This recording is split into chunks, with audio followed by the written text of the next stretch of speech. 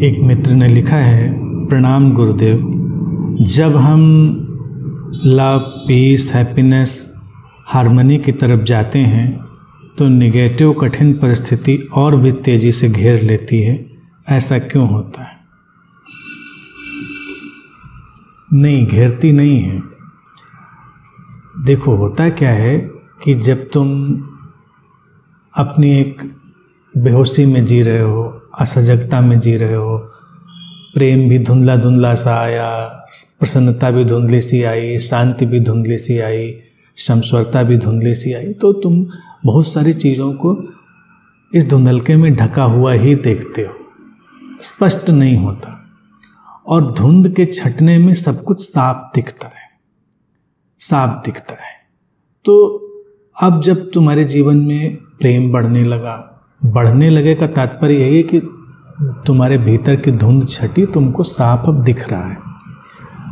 तुम्हारे भीतर की प्रसन्नता प्रकट होने लगी, तुम्हारे भीतर की शांति अब उभर कर तुम्हारे ऊपर छाने लगी। समस्वरता तो सबका एक हार्मनी में, एक जोड़ में इकट्ठा हो जाना है। तो ये सब बातें हैं तुम्हारे भीतर की धुंध के छटने का, यानी कि उस अज्ञान के या उस असजगता के हटने का। अब इसके परिणाम में क्या होगा? विपरीत तो रहेगा ही। हर चीज़ को संतुलित करने का विपरीत जो आयाम है वो उपस्थित होता है। तो तुमको वो कठिन भी दिखाई देगा, जो कि कठिन अभी पता ही नहीं चल रहा था, वो कठिन भी दिखाई देगा।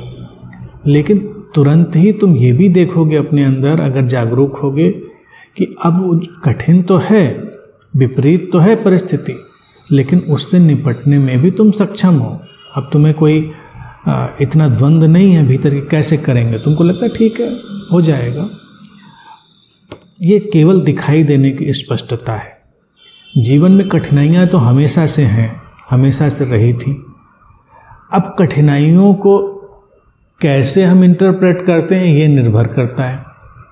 लेकिन अच्छी बात देखिए ना, कि अगर तुम्हारे भीतर प्रेम, प्रसन्नता, शांति और समस्वरता का जो जगत है वो प्रकट होना शुरू हो गया है, तो तुम हर कठिन परिस्थिति को बड़े आसानी से हल कर लोगे। भाई, जिसके भीतर भी वो चीज़ें ही धुंध में ढकी हैं, तो कठिनाई को उसको डील करने में भी तो उतनी ही समस्या होगी ना। तो अब तो समस्या भी कम हो जाएगी। कठिनाई से बचना भागना थोड़ा ही है। अब तुम मान लीजिए कहीं जैसे पहाड़ों पे जाओ और एकदम धुंध छाई हुई है, तुमको कुछ दिख नहीं रहा है, तो तुम्हारे ना दिखाई देने से ऐसा तो है नहीं, खाई खंदक नहीं है, पहाड़ नहीं है, लेकिन फिर धुंध धीरे धीरे छटे और तुमको बर्फ़ से ढके पहाड़ दिखाई दे, सुंदर, बड़ा अच्छा, तुम्हें लगा अब तो बहुत अच्छा लग रहा है। लेकिन फिर और धुंध छटे तो नीचे की खाइयाँ, कठिन रास्ते वो भी दिखाई दे। तो क्या ये कठिनाई परेशानी वाली है? नहीं। अब हमको वो शिखर भी दिख रहे हैं, हमको रास्ते भी दिख रहे हैं, और हम जानते हैं कि खाइयों के साथ ही शिखर होते हैं। जीवन में सरलताएं जब आती हैं तो उनके संतुलन के लिए कुछ अलग किस्म की कठिनाइयां भी आती हैं। तो जो व्यक्ति बहुत शांत और सरल जीवन जीता है, तो ये नहीं समझना चाहिए कि उसका जीवन बेड ऑफ रोजेज है। उसके जीवन में भी अलग किस्म की बड़ी कठिनाइयां होती हैं। लेकिन अब चूंकि उसकी दृष्टि बदल चुकी है, सरलता, शांति और सहजता की हो गई, तो वो कठिनाइयों को भी समझ के निकाल लेता है।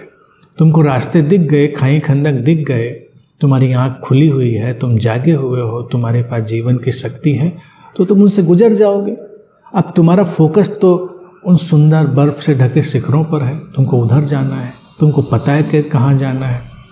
तो कठिनाइयों की कौन परवाह करता है? जिसके जीवन में भी प्रेम, शांति ही नहीं है, प्रसन्नता ही नहीं है, समझौता नहीं है, तो उसके लिए तो कठिनाई बहुत कठिन है। वो जाए कहाँ? लेकिन तुमको तो अब वो शिखर दिखने लगे कि तुमको उधर जाना है, गुजर जाओगे। ये सारी चीज़ें गुजर जाती हैं। तो अंतर्दृष्टि के बदलते ही जीवन की बहुत सारी चीज़ें सरल हो जाती हैं। तो ये सुंदर है। ये मत सोचो कि उनकी वजह से ऐसा हो रहा है, कि उधर गए तो ऐसा हो गया, उधर नहीं गए थे तो ऐसा नहीं था। खाई खंदक जिंदगी के हमेशा वहीं पर थे, तुमको दिख नहीं रहे थे, इसलिए लोग गिरते रहते हैं, रोते कलपते रहते हैं, उनको पता भी नहीं चलता। जब वो गिर जाते हैं तब वो रोते हैं, ऐसा कैसे हो गया ज़िंदगी में, हमने तो ऐसा सोचा नहीं था, ऐसा कैसे होता है, हमारे साथ क्यों हो गया।